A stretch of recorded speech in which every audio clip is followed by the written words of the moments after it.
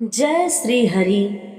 बोलिए विष्णु भगवान की जय, बृहस्पति देव की जय, माता लक्ष्मी की जय।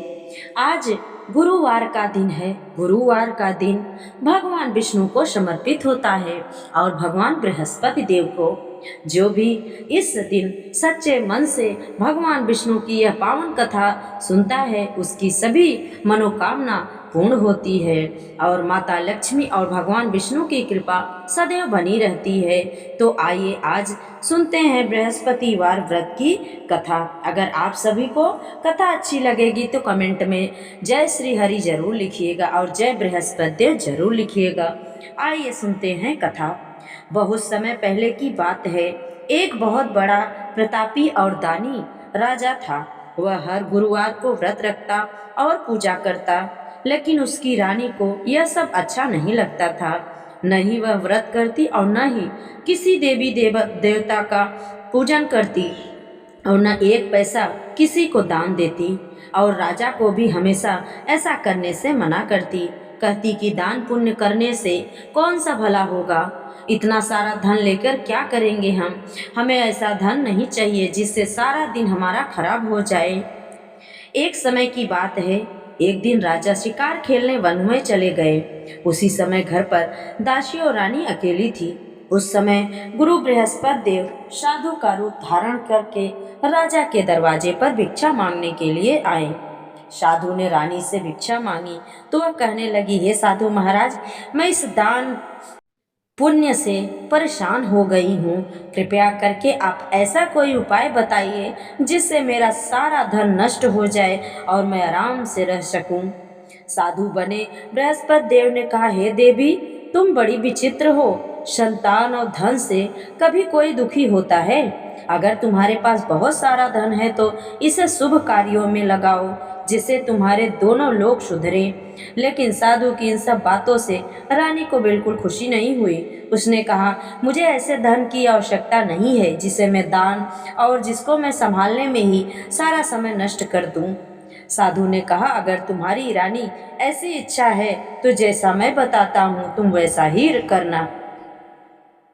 बृहस्पतिवार के दिन तुम घर को गोबर से लीपना, अपने बालों को पीली मिट्टी से धोना, बालों को धोते समय स्नान करना, राजा से कहना हजामत बनाने को, भोजन में मांस मदिरा खाना, कपड़ा गुरुवार को धोबी के यहाँ धुलने देना।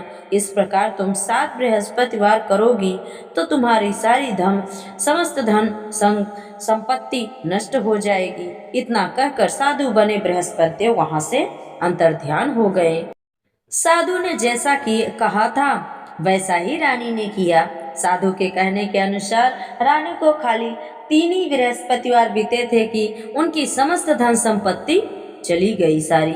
भोजन के लिए भी राजा रानी और दासी सभी और परिवार के लोग तरसने लगे। एक दिन राजा ने रानी से कहा, हे रानी, तुम यहीं रहो, मैं दूसरे देश में जाता हूँ क्योंकि यहाँ पर मुझे सभी लोग जानते हैं, इसलिए मैं कोई छोटा मोटा कार्य नहीं कर सकता। ऐसा कहकर राजा परदेश चले गए। वहां वह जंगल से लकड़ी काट कर लाता और शहर में बेचते। इस तरह वह अपना जीवन दुख सुख से व्यतीत करने लगे।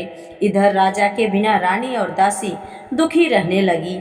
एक समय जब रानी और दासी को 7 दिन तक बिना भोजन के रहना पड़ा तो रानी ने अपनी दासी से कहा, हे दासी, जाओ तुम यहीं पास के नगर में मेरी बड़ी बहन रहती है, वह बहुत धनवान है, तुम उसके पास जाओ और कुछ लेकर आओ ताकि थोड़ा सा हम दोनों का गुजर बसर हो जाए। दासी रानी की बहन के पास गई। उस दिन बृहस्पतिवार का दिन था। रानी की बहन उस समय बृहस्पतिवार की कथा सुन रही थी। दासी ने रानी की बहन को अपनी रानी का संदेश दिया, लेकिन रानी की बड़ी बहन ने कुछ भी नहीं बोला। जब दासी को रानी की बहन से कुछ भी उत्तर नहीं मिला तो वह बहुत दुखी हुई और उसे क्रोध भी आया। वह गुस्से में आकर दासी ने वापस अपने रानी के घर आ गई और रानी को सारी बात बताई। रानी सुनकर अपने भाग्य को कोसने लगी। उधर रानी की बड़ी बहन ने सोचा कि मेरी बहन की दासी आई थी लेकिन मैं उससे कुछ नहीं बोली, इससे वह बहुत दुखी हुई होगी और बड़ा कष्ट हुआ होगा उसे। कथा सुनकर और पूजा समाप्त कर कर वह अपनी बहन के घर गई और कहने लगी, हे बहन, मैं बृहस्पतिवार का व्रत कर रही थी। तुम्हारी दासी गई थी, लेकिन जब तक कथा सुनते हैं तब तक न उठते हैं और न ही किसी से बोलते हैं, इसलिए मैं नहीं बोली। कहो दासी क्यों गई थी? रानी बोली, हे बहन, हमारे घर पर अनाज नहीं था, इसलिए अपनी दासी को मैंने भेजा था। ऐसा कहते कहते रानी की आंखों में आंसू आ गए। उसने दासियों सहित भूखे रहने की बात अपनी बड़ी बहन को बताई। रानी की बहन बोली, देखो बहन, बृहस्पति देव भगवान सभी की मनोकामना अवश्य पूर्ण करते हैं। देखो, हो सकता है तुम्हारे घर में अनाज रखा हो। यह सुनकर दासी घर के अंदर गई तो उसे वहां एक बड़ा घड़ा अनाज भरा मिला। उसे बहुत हैरानी हुई, क्योंकि दासी ने एक एक बर्तन देख लिया था, लेकिन उसमें कुछ नहीं था। उसने बाहर आकर रानी को बताया। दासी रानी से कहने लगी, हे रानी, जब हमें भोजन नहीं मिलता तो हम व्रत तो करते हैं, इसलिए क्यों ना इनसे हम व्रत की विधि और कथा पूछ ली जाए, तो हम भी व्रत किया करेंगे। दासी के कहने पर रानी ने अपनी बहन से बृहस्पतिवार के व्रत के बारे में पूछा। उसकी बहन ने बताया कि हे बहन, बृहस्पतिवार के व्रत में चने की दाल और मुनक्का से विष्णु भगवान का केले के जड़ में पूजा किया जाता है और दीपक जलाया जाता है, पीला भोजन करते हैं और कथा सुनते हैं। इससे गुरु भगवान बृहस्पति प्रसन्न होते हैं, हमारी सारी मनोकामना पूर्ण करते हैं। व्रत और पूजन की विधि बताकर रानी की बड़ी बहन अपने घर लौट गई। रानी और दासी ने निश्चय किया कि अब हर बृहस्पति देव भगवान का पूजन जरूर करेंगे। जब 7 दिन बाद बृहस्पतिवार आया तो उन्होंने व्रत रखा। घुड़साल में जाकर चना और गुड़ बीन कर लाए, विष्णु भगवान का पूजन किया। अब पीला भोजन की बारी आई। अब पीला भोजन मिले कहाँ से? दोनों बहुत दुखी हुई, लेकिन उन्होंने सच्चे मन से व्रत किया था, इसलिए बृहस्पति देव भगवान उन पर प्रसन्न थे। एक साधारण व्यक्ति के रूप में भगवान विष्णु ने 2 थालों में सुंदर पीला भोजन लेकर आए और दासी को देकर बोले, हे दासी, यह भोजन तुम्हारे लिए और तुम्हारी रानी के लिए है, इससे तुम दोनों ग्रहण करना। दासी भोजन पाकर बहुत प्रसन्न हुई। उसने रानी को सारी बात बताई। उसके बाद वो दोनों हर बृहस्पतिवार को गुरु भगवान बृहस्पति का व्रत और पूजन करने लगी। बृहस्पति भगवान की कृपा से उनके पास फिर से धन हो गया, लेकिन रानी फिर से पहले की तरह आलस्य करने लगी। तब दासी ने बोला, देखो रानी, आपने पहले भी इस प्रकार आलस्य किया था, जो तुम्हें धन के रखने में कष्ट होता था, इस कारण हमारे सारे धन नष्ट हो गए। अब गुरु भगवान की कृपा से धन मिला है तो फिर तुम्हें आलस्य हो रही है। बड़ी मुसीबतों के बाद हमने यह धन पाया, इसलिए हमें दान पुण्य करना चाहिए।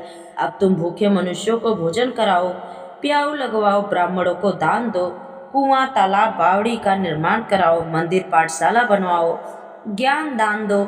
जिस कुंवारी कन्याओं का विवाह न हो रहा हो, जिसको धन की आवश्यकता हो, शुभ कार्यों में खर्चा करो, जिससे तुम्हारे कुल का यश बढ़े, स्वर्ग की प्राप्ति और तुम्हारे पितर भी प्रसन्न हो। दासी की बात मानकर रानी शुभ कर्म करने लगी। उसका यश फैलने लगा। एक दिन दासी और रानी बैठी थी, आपस में विचार करने लगी कि न जाने राजा किस दशा में होंगे, उनकी तो कुछ खोज खबर भी नहीं है। उन्होंने श्रद्धा पूर्वक भगवान बृहस्पति देव से प्रार्थना की कि राजा जहाँ कहीं भी हो, जल्दी से घर वापस आ जाए। अब उधर राजा परदेश में बहुत दुखी रहने लगा। वह प्रतिदिन जंगल से लकड़ी बीन कर लाता और उसे शहर में बेचकर अपने दुखी जीवन को बड़ी कठिनता से व्यतीत करता। एक दिन दुखी होकर अपनी पुरानी बातों को याद करके वह रोने लगा और उदास हो गया। उसी समय राजा के पास भगवान बृहस्पति देव साधु के रूप में आकर बोले, हे लकड़हारे, तुम इस सुनसान जंगल में किस चिंता में बैठे हो, मुझे बताओ। यह सुनकर राजा के आंखों में आंसू आ गए। साधु जी की वंदना कर राजा ने अपनी सारी कहानी सुना दी। महात्मा तो दयालु होते हैं। वे राजा से बोले, हे राजा, तुम्हारी पत्नी ने भगवान बृहस्पति देव के प्रति अपराध किया, जिसके कारण तुम्हारी यह दशा हुई। अब तुम लेकिन चिंता मत करो, भगवान तुम्हें पहले से और अधिक देंगे। देखो, तुम पत्नी ने बृहस्पतिवार का व्रत आरंभ कर दिया। अब तुम भी बृहस्पतिवार का व्रत करके चने की दाल और गुड़ से लोटे में डाल कर केले का पूजन करो। फिर कथा कहो या सुनो, भगवान तुम्हारी सभी मनोकामनाएं जरूर पूर्ण करेंगे। साधु की बात सुनकर राजा बोले, हे प्रभु, लकड़ी बेचकर मुझे इतना पैसा नहीं बचता जिससे भोजन के अलावा मैं कुछ और कर सकूं। मैंने रात में अपनी पत्नी को व्याकुल देखा। मेरे पास कोई भी ऐसी साधन और ऐसी आवश्यकता नहीं है जिससे उनका मैं समाचार सुन सकूं। फिर मैं कौन सी कहानी कहूं यह भी मुझे नहीं पता। साधु ने कहा, हे राजा, मन में भगवान बृहस्पति के पूजन व्रत का निश्चय करो। वे स्वयं तुम्हारे लिए कोई न कोई रास्ता जरूर बनाएंगे। बृहस्पतिवार के दिन तुम रोज की तरह लकड़ियों का लेकर शहर में गट्ठर जाना। तुम्हें रोज से दुगना धन मिलेगा, जिससे तुम भली भांति भोजन भी कर लोगे और भगवान बृहस्पति देव की पूजा का सामान भी लाओगे। और जो तुमने बृहस्पतिवार की कथा के बारे में पूछा वह इस प्रकार है। प्राचीन काल में एक बहुत ही निर्धन ब्राह्मण था। उसको कोई संतान न थी। वह नित्य पूजा पाठ तो करता था, लेकिन उसकी स्त्री जो थी न स्नान करती, न किसी देवी देवता का पूजन करती, न दान करती। इस कारण ब्राह्मण देवता बहुत दुखी रहते थे। भगवान की कृपा से ब्राह्मण के यहाँ एक कन्या हुई। कन्या बड़ी होने लगी। प्रातः स्नान करके वह भगवान विष्णु का जप करती, बृहस्पतिवार का व्रत भी करने लगी। पूजा पाठ समाप्त करके पाठशाला जाती तो अपनी मुट्ठी में जौ भर कर लेकर जाती थी और पाठशाला के रास्ते में डालती जाती। लौटते समय वही जौ स्वर्ण के हो जाते तो वह बीन कर घर लेकर आती। एक दिन वह बालिका सूप में उन सोने के जौ को फटक कर साफ कर रही थी कि तभी उसकी माँ ने देख लिया और कहा, हे बेटी, सोने के जौ को फटकने के लिए सोने का सूप भी तो होना चाहिए। दूसरे दिन गुरुवार का दिन था। कन्या ने व्रत रखा और बृहस्पति देव से सोने का सूप देने की प्रार्थना की। बृहस्पति देव ने उसकी प्रार्थना को स्वीकार कर लिया। रोजाना की तरह वह कन्या जौ फैलाती हुई पाठशाला चली गई। पाठशाला से जब लौटकर वह जौ बीन रही थी तो भगवान बृहस्पति देव की कृपा से उसे सोने का सूप भी मिला। उसे वह घर लेकर आई और उससे जौ साफ करने लगी, लेकिन उसकी माँ का रंग ढंग वही रहा। एक दिन की बात है, जब कन्या सोने के सूप से जौ साफ कर रही थी, तब उसी समय नगर का राजकुमार वहां से जा रहा था। कन्या के रूप और सौंदर्य और कार्य को देखकर वह उस पर मोहित हो गया। राजमहल आकर वह भोजन जल त्याग कर उदास होकर बैठ गया। राजा को जब राजकुमार द्वारा अन्न जल त्यागने का समाचार मिला तो अपने मंत्रियों के साथ वह अपने पुत्र के पास गया और इसका कारण पूछा।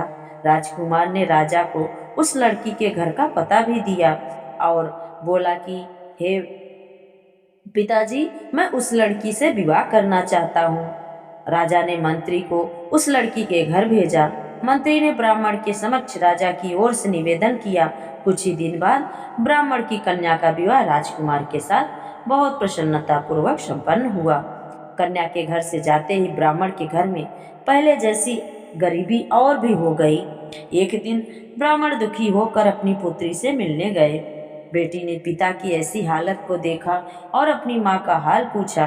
ब्राह्मण ने सभी हाल कहकर सुनाया। कन्या ने बहुत सारा धन देकर अपने पिता को विदा कर दिया, लेकिन कुछ दिन बाद फिर से वही हाल हो गया।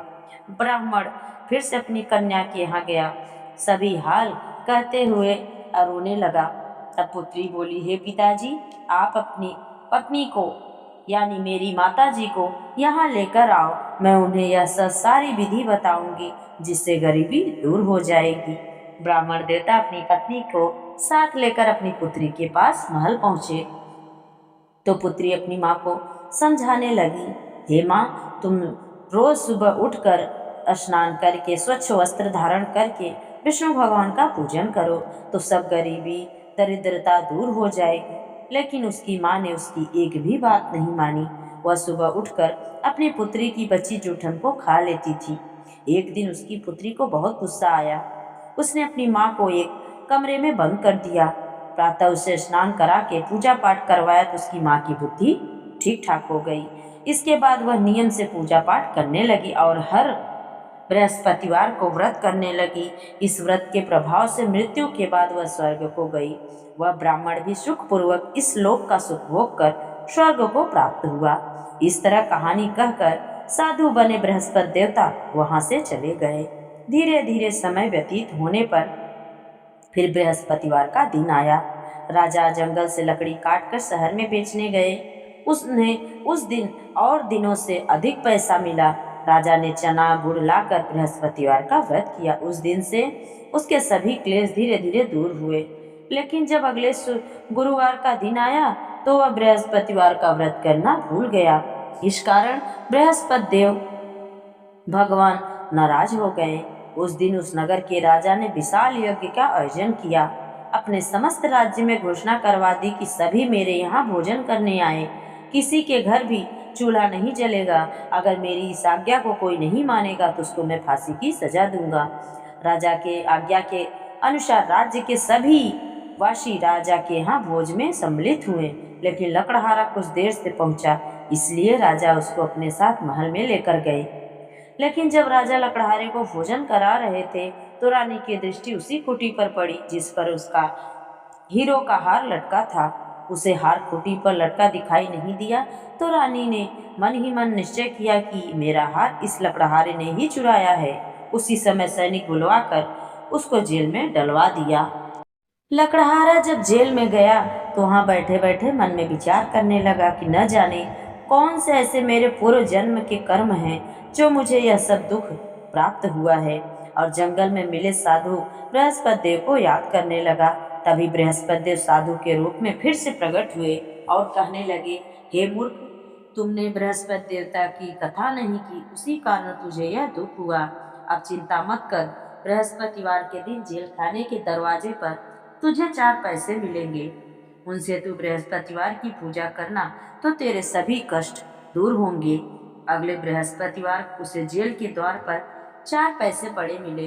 राजा ने पूजा का सामान मंगवा कर कथा कही और प्रसाद बांटा। उसी रात में बृहस्पति देव ने उस नगर के राजा को स्वप्न में कहा, हे राजा, तुमने जिसे जेल में बंद किया है उसे कल छोड़ देना, वह निर्दोष है। राजा जब सुबह हुआ उठा और खूंटी पर हार टंगा देखकर लकड़हारे को बुलाकर क्षमा मांगी और राजा को योग्य सुंदर वस्त्र आभूषण और कुछ हीरे मोती देकर उसे विदा किया। भगवान गुरुदेव की कृपा के अनुसार राजा अपने नगर को चल दिया। राजा जब नगर के निकट पहुंचा तो उसे बहुत आश्चर्य हुआ। नगर में पहले से और अधिक बाग, तालाब, कुएं, बहुत सी धर्मशालाएं, मंदिर बने हुए थे। राजा ने पूछा कि यह किसका बाग और धर्मशाला है। तब नगर के सब लोग कहने लगे कि यह सब रानी और दासी द्वारा बनाए गए हैं। राजा को बड़ा आश्चर्य हुआ और गुस्सा भी आया कि उसकी अनुपस्थिति में रानी के पास इतना धन आया कहाँ से। जब रानी को पता चला कि राजा आ रहे हैं तो उसने अपनी दासी से कहा, हे दासी, देख, राजा हमको कितनी बुरी हालत में यहाँ छोड़ के चले गए थे। वह हमारी ऐसी हालत देखकर कहीं लौट न जाए, इसलिए तू दरवाजे पर जाकर खड़ी हो जा। रानी की आज्ञा से दासी दरवाजे पर खड़ी हो गई और जब राजा आए तो उन्हें अपने साथ महल में लेकर आई। तब राजा ने क्रोध में अपनी तलवार निकाली और पूछने लगे, बताओ यह धन तुम्हें कैसे मिला। तब रानी ने सारी कथा राजा को सुनाई। राजा ने निश्चय किया कि मैं रोज दिन में 3 बार कहानी कहा करूंगा और रोज व्रत किया करूंगा। अब हर समय राजा के दुपट्टे में चने की दाल बनी रहती थी। दिन में 3 बार कथा कहता था। एक रोज राजा ने ऐसे विचार किया कि चलो अपनी बहन के घर होकर आता हूँ, बहुत दिन हो गया अपनी बहन से मिले हुए। इस तरह मन में निश्चय कर राजा घोड़े पर सवार होकर अपनी बहन के यहाँ चल दिया। मार्ग में उसने देखा कि कुछ आदमी एक मरे हुए व्यक्ति को लिए जा रहे हैं। उन्हें रोककर राजा कहने लगा, हे भाइयों, मेरी बृहस्पतिवार की कथा सुन लो। वे बोले, लो, हमारा तो आदमी मर गया है, इनको अपनी कथा की पड़ी है। लेकिन उसमें कुछ लोग बोले, अच्छा ठीक है, कहो, हम तुम्हारी व्रत कथा जरूर सुनेंगे। राजा ने दाल निकाली और कथा कहनी शुरू कर दी। जब कथा आधी ही हुआ था तभी मुर्दा हिलने लगा और जब कथा समाप्त हुई तो राम राम कह के वह मुर्दा खड़ा हो गया। राजा आगे चले, उन्हें चलते चलते शाम हो गई। आगे मार्ग में उन्हें एक किसान अपना खेत में हल चलाता मिला। राजा ने उससे कहा कि आप कृपया मेरी कथा को सुन लीजिए, लेकिन वह नहीं माना। राजा जैसे ही अपने घोड़े पे थोड़ा सा आगे बढ़े, राजा के हटते ही बैल पछाड़ खाकर गिर गए। किसान के पेट में बहुत तेज से दर्द होने लगा। उसी समय किसान की माँ किसान के लिए रोटी लेकर आई। उसने जब देखा तो अपने पुत्र से पूछा। बेटे ने सभी बात अपनी माँ को बताई। बुढ़िया माई दौड़ी दौड़ी उस घुड़सवार के पास पहुंची और उससे बोली, मैं तुम्हारी कथा अवश्य सुनूंगी, लेकिन अपनी कथा मेरे खेत पर ही चलकर कहना। राजा ने लौटकर बुढ़िया माई के खेत पर जाकर कथा कही, जिसके सुनते ही बैल खड़े हो गए। किसान के पेट का दर्द भी बंद हो गया। राजा अपनी बहन के घर पहुंचे।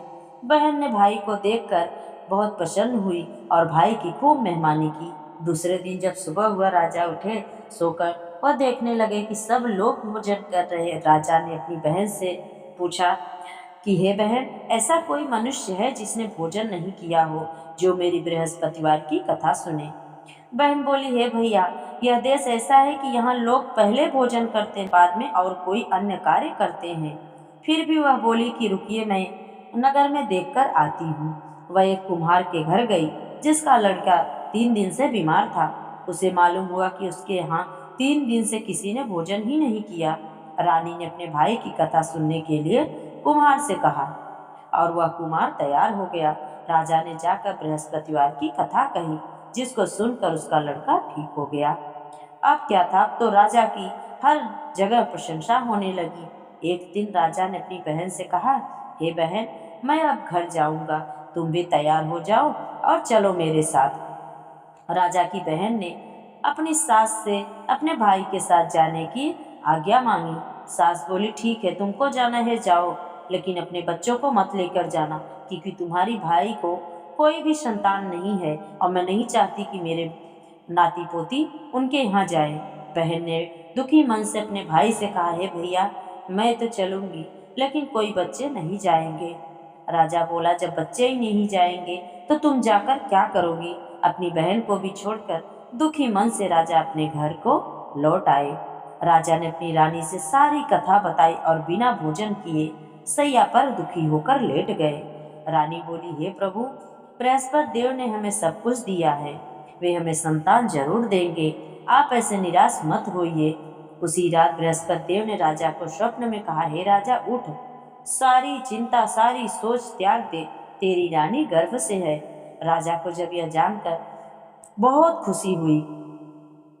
9वें महीना रानी के गर्भ से एक सुंदर पुत्र हुआ। तब राजा बोले, हे रानी, स्त्री बिना भोजन के रह सकती हैं, लेकिन बिना कहे नहीं रह सकती। जब मेरी बहन आए तो तुम उससे कुछ मत कहना। रानी ने हाँ तो कर दी, लेकिन जब राजा की बहन ने यह शुभ समाचार सुना तो वह बहुत खुशी से दौड़ी दौड़ी बधाई लेकर अपने भाई के यहाँ आ गई। रानी ने तब उसे आने का उलाहना दिया। जब भाई अपने साथ लेकर आ रहे थे तब तो नहीं आई उनके साथ, आज अपने आप ही भागी भागी बिना बुलाए आ गई। तो राजा की बहन बोली, भाई, मैं इस प्रकार अगर न कहती तो तुम्हारे घर औलाद कैसे होती। तो बृहस्पति देव सभी कामनाएं हमारी पूर्ण करते हैं। जो सद्भावना पूर्वक बृहस्पतिवार का व्रत करता है और कथा पढ़ता है या सुनता है या दूसरों को सुनाता है, बृहस्पति देव उसकी सभी मनोकामना एक दिन जरूर पूर्ण करते हैं, उनकी सदैव रक्षा करते हैं।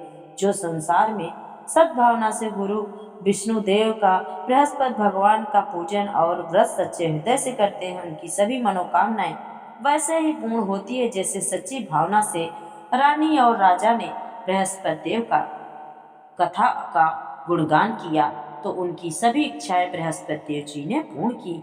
अनजाने में भी हमें कभी बृहस्पति देव का उपेक्षा नहीं करना चाहिए। ऐसा करने से सुख शांति नष्ट होती है।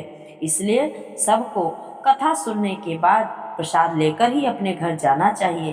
हृदय से मनन करते हुए जयकारा बोलना चाहिए। बोलिए बृहस्पति देव की जय, भगवान विष्णु की जय, माता लक्ष्मी की जय।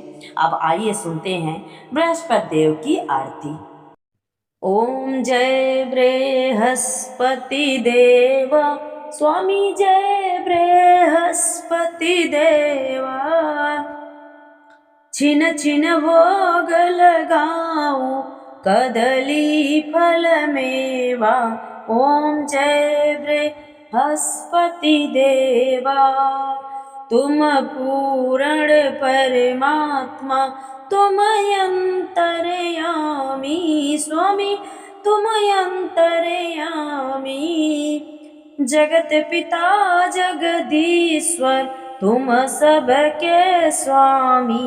ओम जय बृहस्पति देवा। चरणामृत निज निर्मल सब पातक हरता। सकल मनोरथ दायक कृपा करो भरता। ओम जय बृहस्पति देवा। तन मन धन अर्पण करे जो जन शरण पड़े। तब प्रभु प्रगट हो करे आकर द्वार खड़े। ओम जय बृहस्पति देवा। दीन दयाल दयानिधि भक्तन हितकारी। पाप दोष सब हरता भव बंधन हारी। ओम जय बृहस्पति देवा। सकल मनोरथ दायक सब संशय तारो। विषय विकार मिटाओ संतन सुखकारी। ओम जय बृहस्पति देवा। जो कोई आरती तेरी प्रेम सहित गावे। जेठानंद आनंद कर सो निश्चय पावे। ओम जय बृहस्पति देवा। स्वामी जय बृहस्पति देवा। छिन छिन भोग लगाऊं छिन छिन भोग लगाऊं कदली फल मेवा। ओम जय बृहस्पति देवा। स्वामी जय बृहस्पति देवा। बोलिए बृहस्पति भगवान की जय। विष्णु भगवान की जय। माता लक्ष्मी की जय। आशा करती हूँ आप सभी ने कथा को अंत तक अवश्य सुना होगा। अगर आप सभी को मेरी यह कथा अच्छी लगे तो लाइक शेयर और चैनल को सब्सक्राइब जरूर करें और कमेंट में जय बृहस्पति देव जरूर लिखें। जय श्री हरि।